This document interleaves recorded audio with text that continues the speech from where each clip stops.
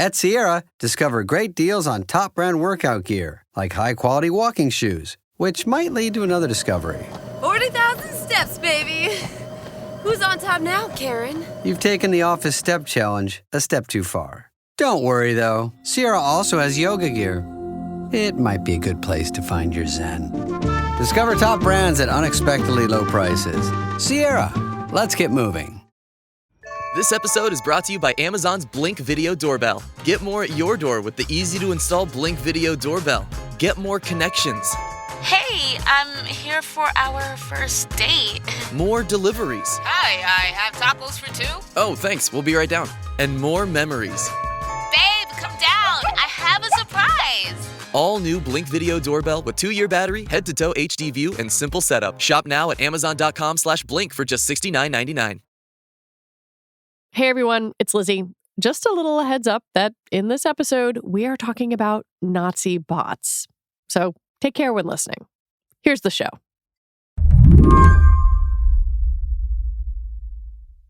I don't know how you spent your 4th of July holiday, but Grok, Elon Musk's AI chatbot, spent its holiday being a real jerk online.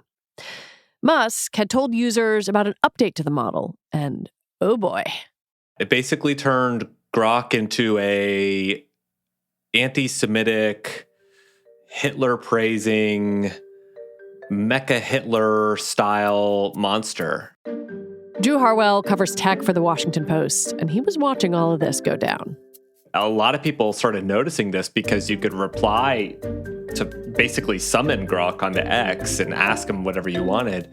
And Grok was responding to many people with this kind of anti-Semitic bile. So it became such a huge problem for the company very quickly. And yeah, it went viral very fast. At one point, I think I saw Grok do what's called in the far-right online world an N tower, which is spelling out the N-word one letter at a time. And I was like, wait, what is happening? This is like some 4chan deep cut stuff.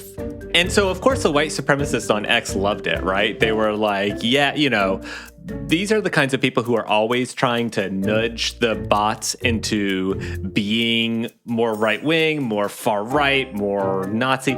And here you had this bot basically doing it without much nudging at all.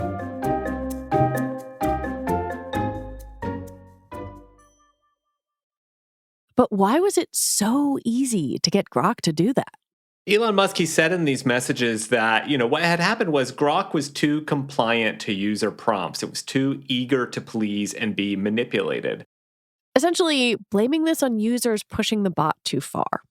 Except that is not entirely true, because later, the team at XAI, which runs Grok, said, whoops, actually, we pushed a flawed code update. We realized that we had actually given some instructions to Grok that we didn't really mean to, and that made it act in these unusual ways. And they actually listed some of the instructions that the chatbot got, which I think were really fascinating because some of them were like, you tell it like it is, and you are not afraid to offend people who are politically correct. You are a chatbot who is maximally based, which based is like a slang term for being, kind of edgy, controversial. And that, you're a chatbot who's not going to blindly defer to mainstream authority or media. So, what happened was the chatbot was told to be an edgelord, and it was an edgelord. But here's the thing. When a chatbot goes Nazi, who's responsible? It turns out, right now, the answer is no one. Today on the show, we ask why. I'm Lizzie O'Leary, and you're listening to What Next TBD, a show about technology, power, and how the future will be determined. And I'm a human writing these words. I promise. Stick around.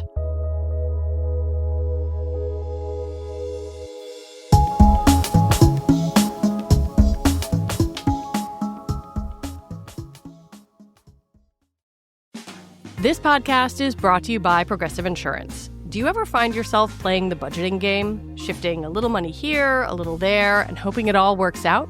Well, with the Name Your Price tool from Progressive, you can be a better budgeter and potentially lower your insurance bill, too.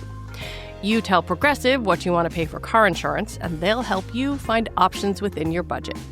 Try it today at Progressive.com. Progressive Casualty Insurance Company and Affiliates. Price and coverage match limited by state law. Not available in all states.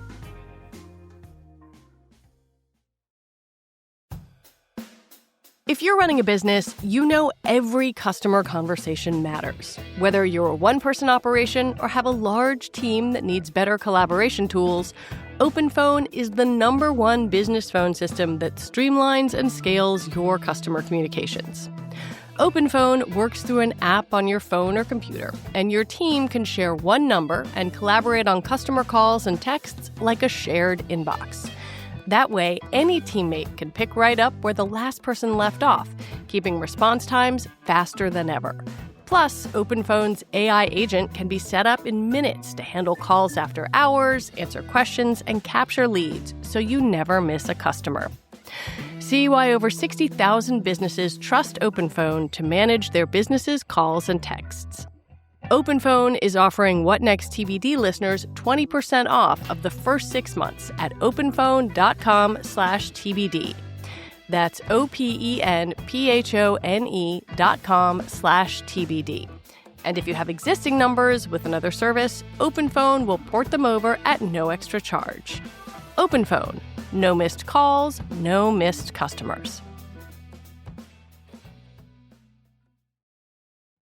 I want to do a little background here. For people who aren't super familiar with Grok, how would you say it is or isn't different from the other AI models that are out there and commercially available? Yeah, so Grok's thing is that it is anti-woke. And, in Elon Musk's mind, woke just means anything to the left of far right. I mean, woke is anything he disagrees with. But, in his mind, woke is anything that's liberal, that's accepting, so Grok is basically Elon in bot form. And, Grok is a large language model just like ChatGPT, just like Google's Gemini.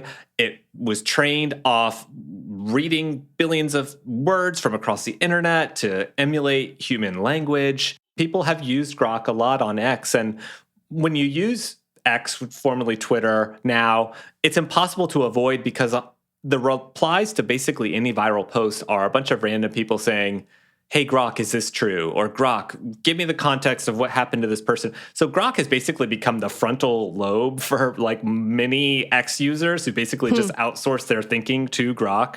And Elon saw that Grok was picking up in popularity, which anybody would be excited about. But some of the answers were too woke for him, right? Grok was surfing around the web and taking answers from mainstream media organizations, Wikipedia, sources of authoritative information that Elon thought were too woke. So Elon said, I want the Grok chatbot to not be woke anymore. I want to train it to be politically incorrect, to offend people who I want to offend, and to be edgy and to really push the boundaries of good taste. One of the things that I think is interesting here in watching this evolution is you would have people online using Grok to troll Elon, right? Elon would post something and then a user would come in and say, hey, Grok, is this true? And sometimes Grok would, as you say, disagree with Elon, maybe make him look wrong in public. Do we know enough about the software update to know if that was a motivation? We don't specifically know that, right? We don't have somebody in the company coming out and saying that was exactly the motivation. But if you connect the dots, it certainly seems reasonable, right? Yeah, that was very visible where Elon would be embarrassed by his own creation, right? And there were situations where Grok would come out with an answer that Elon didn't like, and then people would ask Grok where it got that information from, and it would say, oh, I sourced this from Rolling Stone or the Associated Press or something. And then, Elon and his allies would say, oh, well, you're only saying that because you're reading the liberal media. And so that was kind of when Elon started saying, okay, we really need to, there's still some woke in the bot's mind. We need to purge the woke from the mind. And Obviously that's a problem because the facts are the facts. And, if you start removing all sorts of authoritative, fact-based media you disagree with and start loading in a bunch of politically incorrect, ideologically skewed things that you do agree with as the richest guy in the world, that's obviously going to change the temperature and the tone of what the chatbot is saying. So, I think there's a pretty clear flow of actions taken here to really make Grok be more in line with Elon and to not embarrass him in front of the class. Before we get deep into some of the corporate stuff behind XAI and Grok, I just want to point out that this is obviously not the first time that Grok has gone on a posting tangent. In May, it seemingly got obsessed with white genocide, and people were asking it totally unrelated questions, and then it would bring up the, supposed genocide of white people in South Africa. It seems to be fed by some pretty bonkers stuff. And I guess one question I have for you, because you have talked to people who have tried to understand the training data and understand the model here, is what's going on? Is it trained on conspiracy theories? Is it replying to people with conspiracy theories? Because it's spitting out a lot of bonkers things. Yeah. So the white genocide example specifically, the obvious connection there is that Elon was born in South Africa. He still has a lot of thoughts about South Africa. This is something that Elon talks about on social media a lot. And so for the chatbot to not just echo his personal political leaning about South Africa, but to, like you said, to do it in this really unprompted way where you could be asking about something completely devoid of any of it, a comedian what in LA. What time is the Super Bowl? White genocide. White genocide. It was just okay, this is really weird. And so with a chatbot like this, you train it, you give it a bunch of ground substance information at the beginning level. And at the end level, you ask it a question, it goes back to its memory bank and gives you an answer. But in between those steps, you have all of these little filters and prompts that you, the developer, can install. This includes, the guardrails, right? And every company has these. If somebody asks you how to make a nuclear bomb, maybe you include a filter that says, hey, maybe don't make a nuclear bomb. The little Band-Aids, basically, to try to prevent the bad things that people will ask for because you don't want to be complicit in that. And so, the expectation from the people I talk to, the AI experts, the people who see how this kind of plays out in the real world, is that the developers are aligning with what Elon is asking for, with what XAI is asking for, and installing these little filters and prompts to change what Grok's answers are going to be. What is really odd with Grok recently, even amid all this Mecha Hitler stuff, was you could ask it questions about Israel and Palestine was one of the examples I saw. And you could ask it to go into basically a deep reasoning mode where it explains its thinking step by step. And you could see Grok at one point start to think through what its answer was in terms of supporting Israel and Palestine. And part of its reasoning was it went to Elon Musk's Twitter account and searched through all of his tweets looking for an answer. So Grok was trying to figure out what Elon's thought on the matter was. And I think part of that was because Grok knows that it's Grok, and when it searches for what Grok is, it sees that it's owned by Elon Musk, so it maybe identifies as Elon Musk. What I want to get at here, Drew, is the business case for Grok. What I can see, based on what Elon Musk has done in recent weeks, is he is trying to take money from his company SpaceX and put that money into XAI. And that, to me, says, hey, maybe this company isn't as commercially successful as, ChatGPT or Gemini. And so I'm trying to understand, who wants Grok? Who uses Grok? Who says, you know what, in this vast race for AI dominance, we think the racist AI is the one that we want to use?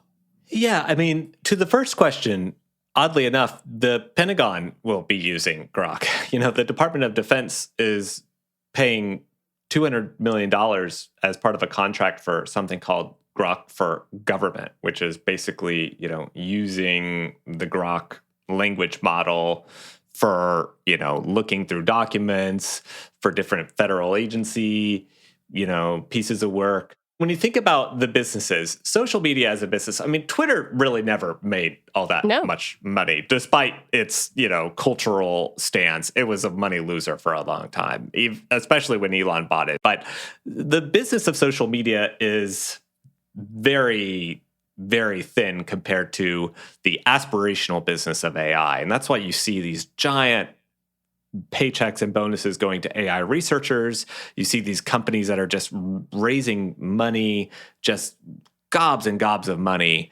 And the idea is that, there's going to be a lot of companies, a lot of governments who are trying to make efficiencies in their companies, either by laying people off or making more widgets or, thinning out the processes that go into how they make revenue.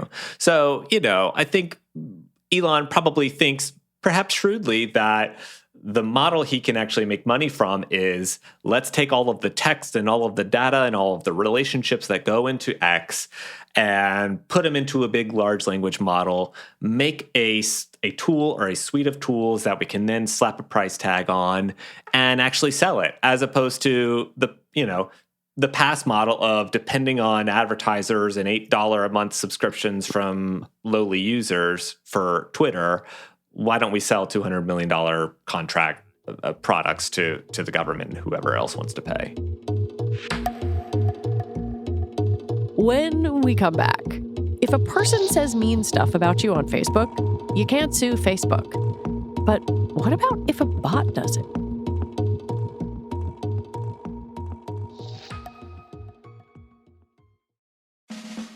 This episode is brought to you by Agency.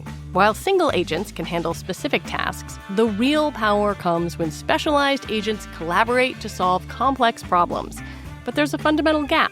There is no standardized infrastructure for these agents to discover, communicate with, and work alongside each other. That's where Agency comes in. The Agency is an open-source collective building the Internet of Agents, a global collaboration layer where AI agents can work together. It will connect systems across vendors and frameworks, solving the biggest problems of discovery, interoperability, and scalability for enterprises. With contributors like Cisco, Crew AI, LangChain, and MongoDB, Agency is breaking down silos and building the future of interoperable AI. Shape the future of enterprise innovation. Visit agency.org to explore use cases now. That's agntcy.org.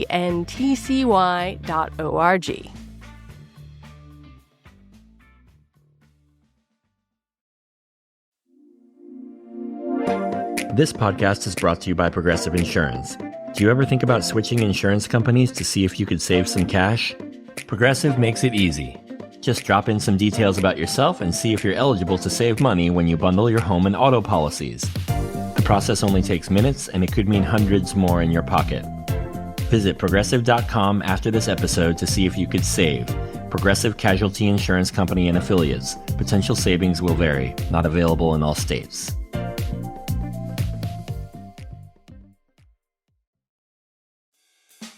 You know what doesn't belong in epic summer plans? Getting burned by your old wireless bill. You should be planning beach trips and barbecues, and your wireless bill should not be holding you back. That's why you should switch to Mint Mobile. Even Slate's president, Charlie Kammerer, is using Mint Mobile, and he says more people should be trying this out. It was really easy to switch providers. The SIM card was shipped to his home. They let him use his existing phone, and he didn't even have to change his phone number. He's on the $15 a month deal and is getting unlimited talk and text over their 5G network at literally a fraction of what he was paying with someone else. He thinks the Mint Mobile deal is amazing. Say goodbye to your overpriced wireless plans, jaw-dropping monthly bills, and unexpected overages. All plans come with high-speed data and unlimited talk and text delivered on the nation's largest 5G network. This year, skip breaking a sweat and breaking the bank. Get this new customer offer and your 3-month unlimited wireless plan for just $15 a month at mintmobile.com/whatnext. That's mintmobile.com/whatnext. Upfront payment of $45 required, equivalent to $15 per month. Limited time new customer offer for first 3 months only. Speeds may slow above 35 gigabytes on unlimited plan. Taxes and fees extra. See Mint Mobile for details.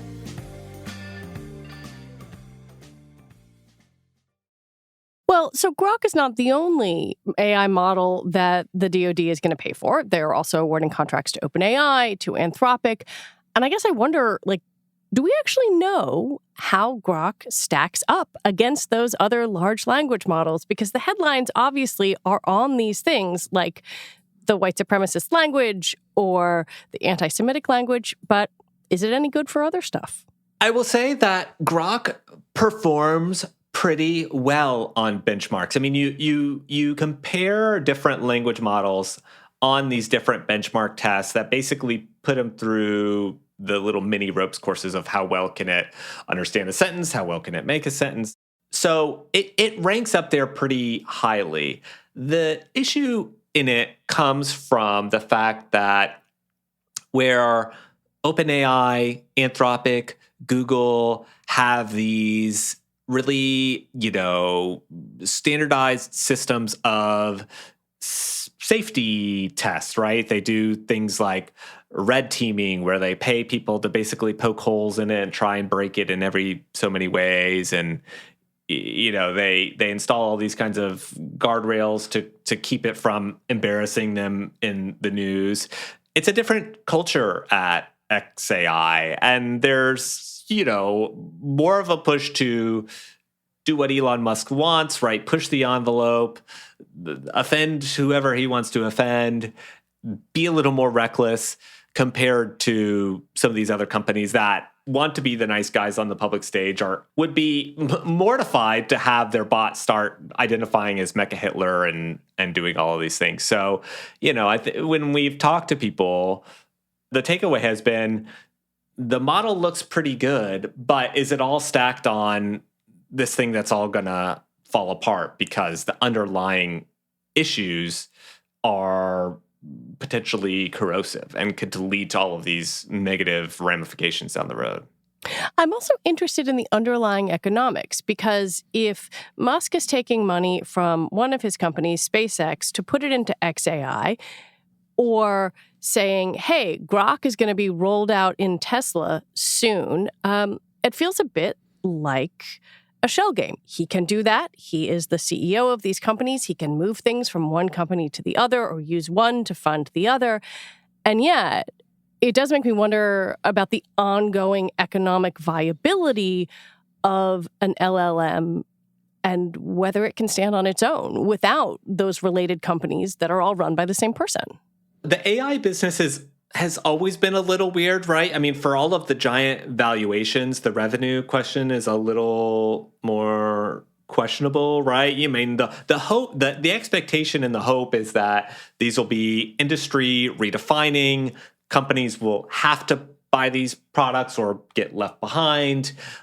Consumers will need them in their daily lives, so they'll lump into. And so, you could see that these tools are pretty amazing and that it could lead to that. But we're not really there yet. So a lot of these are bets. And when it comes to Elon Musk and the X empire, it gets that much more thornier because you have companies making these deals that are completely not independent. These are not like board members evaluating multiple targets. This is like Elon Musk sold X to XAI for $33 billion based off of an all-stock deal that he believed in. And so, some of the shareholders are asking questions about if this is a good idea. The shareholders of the public companies, Tesla. Yeah, right. Are asking questions of like, I may have bet on electric cars being the future. I didn't really expect my money to go toward, one subsidiary gobbling up the other, and both of them are not have anything to do with cars. So it starts to get gets the feeling of kind of like funny money, where it's like, why is all this money being spent in this way? Like, is there really any there? Like, is there a business, or are you just kind of like moving big masses of dollars around to keep it all afloat? Well, this gets back to this question about regulation and law that I think is a key one for the AI business and businesses. We just had in the, quote, big, beautiful bill, a 10-year moratorium on state AI laws was defeated. And that was something that the AI industry did not want. And yet it's hard not to look at all of these different AI products and systems and companies and say, wait a minute, we just seem to be in a situation where they are being stuck into a lot of different technology, and maybe there is no regulatory mechanism to capture that. You talked to some people who tried to think about like how you could use the current regulatory mechanism to look at AI, to regulate AI, and I'm curious kind of what you took away from those conversations. Yeah, so I went into it fairly cynical because the truth is there are so few regulations targeting AI in this country, targeting really any piece of technology. So I went into it thinking, oh, there's no way that the law can apply to any of this. But the people I talked to actually changed my mind a little bit because, you think about this Grok example where Grok is spewing a bunch of hate speech, is being used by people to brigade people they don't like. And, the people I talked to said, when it comes to hate speech is not illegal in this country, whether we like it or not. It's constitutional speech, right? But in cases where the technology is being used to just pummel somebody in this way to terrorize them and to sow fear in them, you could make a case that that would be something like cyberstalking. I know it is wild to think, but you think about what we're actually saying in these laws. If one person is sending you thousands of disturbing threats, just writing novels upon novels of how terrible you are and all the bad things they're going to do to you, of course that's illegal. But if a chatbot does it, it's not illegal. And they're making the case that, this technology is made by people, right? It's run by companies. The companies develop it. They should be held to account for when it goes wrong. The AI companies are relying on a piece of law that shields platforms from liability for content that users post. Section 230 of the Communications Decency Act. So if somebody defames you on Facebook and says all these horrible things, you won't really be able to sue Facebook, is kind of what it suggests. But if a chatbot defames you, right, and does all these horrible things about you in its own words, can't somebody sue the chatbot's maker? And so that's kind of what these legal constitutional scholars I've been talking to have been saying. So it is not a set law at all. The precedent is being written as we speak. But I just think it's fascinating because it kind of punctures the myth that this tech is ascendant and untouchable.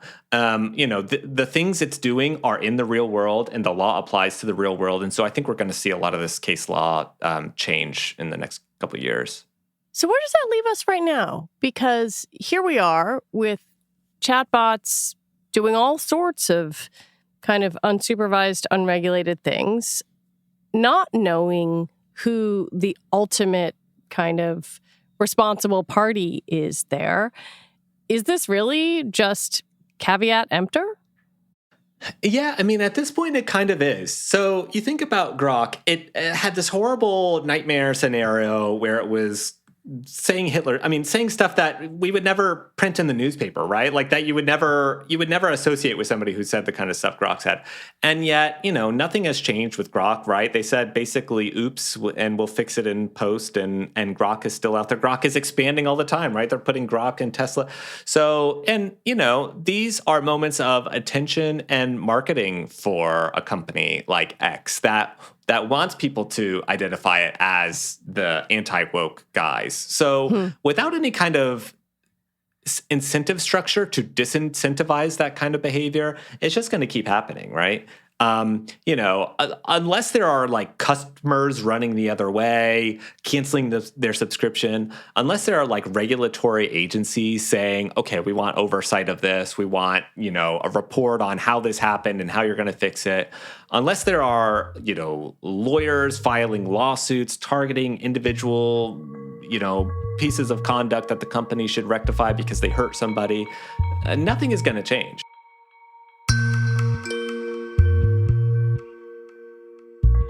Drew Harwell, thank you so much for coming on and talking with me. Thank you. Drew Harwell is a tech reporter at The Washington Post. And that is it for our show today. What Next TBD is produced by Evan Campbell and Patrick Fort. Our show is edited by Paige Osborne. Mia Lobel is the executive producer here at Slate, and TBD is part of the larger What Next family. And if you like what you heard, the number one way to support our independent journalism is to join Slate Plus. You get all your Slate podcasts ad-free, including this one, as well as exclusive bonus content. Just head on over to slate.com/whatnextplus to sign up. All right, we'll be back with more episodes next week. I'm Lizzie O'Leary. Thanks for listening.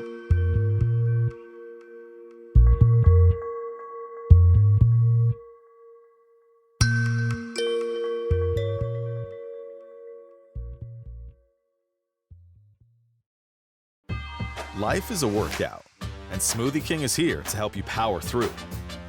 Whether you're grinding out bicep curls or muscling the couch across the living room, crushing morning miles, or sprinting through back-to-back meetings, Smoothie King has fuel to help you maximize your workouts, own your recovery, and elevate your game.